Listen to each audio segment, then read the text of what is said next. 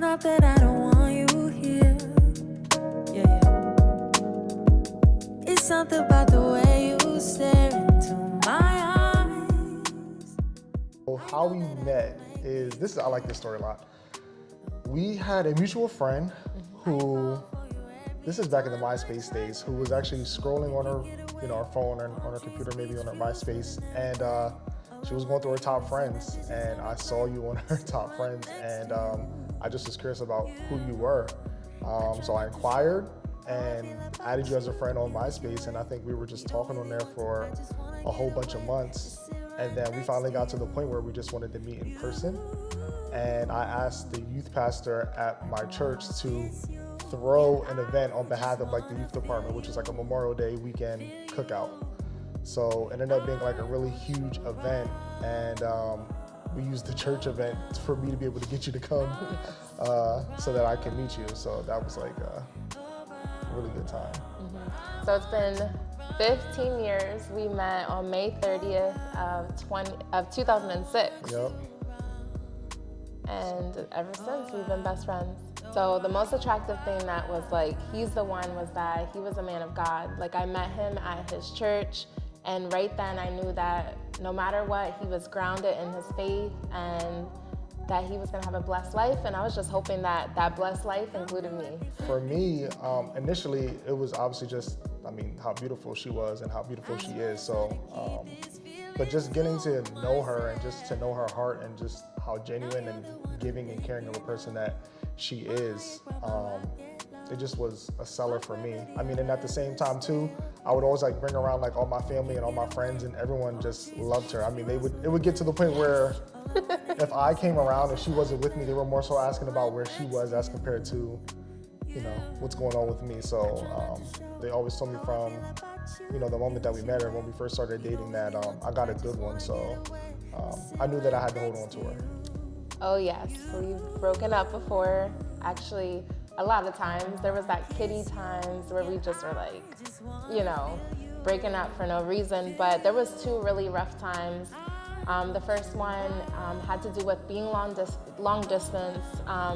He went to school in Maine his first year, which was about how long? 10 hours away from Pennsylvania. Yeah, and then when I went off to school, I went to Duquesne in Pittsburgh. So a lot of long distance traveling, which created some trust issues. And then the second time, I feel like we just were both on different pages in life. I knew what I wanted, but he wasn't quite ready for what he wanted yet. She just loved breaking up with me, guys. That was it. Anytime she was upset about any little thing, it was over. I think early in our relationship too, we just had a lot of ears and a lot of opinions in terms of the type of decisions that we wanted to make about our relationship. Our relationship has definitely grown through the years. I would say maturity, priorities, like what's most important now that we're older. And I would say our communication has come a long way. Even to the point where we over communicate sometimes, just to make sure, we're on the same page. Yep. And just knowing that we can agree to disagree, which makes everybody unique and different. Yeah, and I think the biggest thing too is just that we allow each other to be ourselves, and we support each other to the utmost. As you're growing up, you go through so many changes in life, based on your experiences and just things that you go through, different situations. And I feel like through all of those times, we've continued to support each other and always help each other put our best foot forward in whatever the situation may be. So just that continuous support, and just allowing each other to grow and understanding that, we're continuing to grow today and every other day. So I feel like that's important as well too for us. Well, if I were to do something different, I would have made sure we were broken up and stayed broken up when we went off to college, because it would have saved a lot of heartache and a lot of guessing and, miscommunication just because we were so far apart. But I do feel... I couldn't let you go. Nah. I do feel that we stayed in each other's life for a reason, and only God knows, we were there for each other through some rough things in life, so. Yeah. I think for me, I know it probably sounds cliche, but I really wouldn't change anything. I feel like every situation and everything This is why I'm marrying you. I'm serious though, every situation and everything that we've gone through, it's like gotten us to this point today. It definitely like made us stronger for sure. So our favorite trip thus far has been Jamaica, which is why we're getting married in Jamaica in May 2022. We just love the culture, the food, the vibes were just amazing. And we actually met 2 other couples down in Jamaica, and they're actually coming to our wedding. So that's how much we loved it. We just got along with everybody on the resort, and it was just a vibe. What makes our relationship so unique is that our grandmothers were best friends before we were even born. And they ate breakfast together every morning at 4 a.m. at this restaurant or diner called Kenny's. Kenny's, Is that what your mom said? Yeah, Kenny's. And it was, when we found out about it, we were like, what? I think the thing that makes our relationship just so unique is the fact that we've decided to put God first in everything that we do.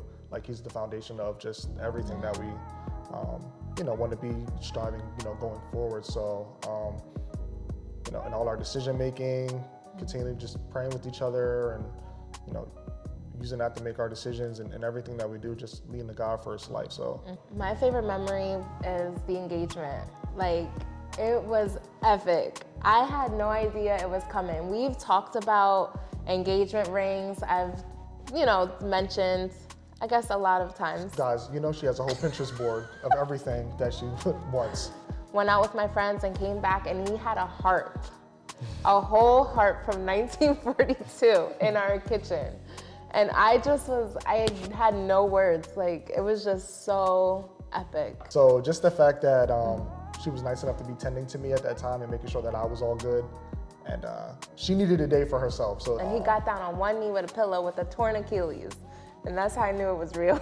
In the future, obviously we're looking forward to the wedding, and then, I don't know, just starting life together, officially official. I told her I want 5 kids. I'll settle for 3. Not happening. I can't wait for us to have our children and then our grandchildren running around, coming to Pop and Nanny's house, hanging out and stuff like that. I'm looking forward to stuff like that. Like, I just can't wait to grow old with you and just see where our love continues to grow, and hopefully we can encourage others and to do the same thing. So I love you, beautiful. I love you.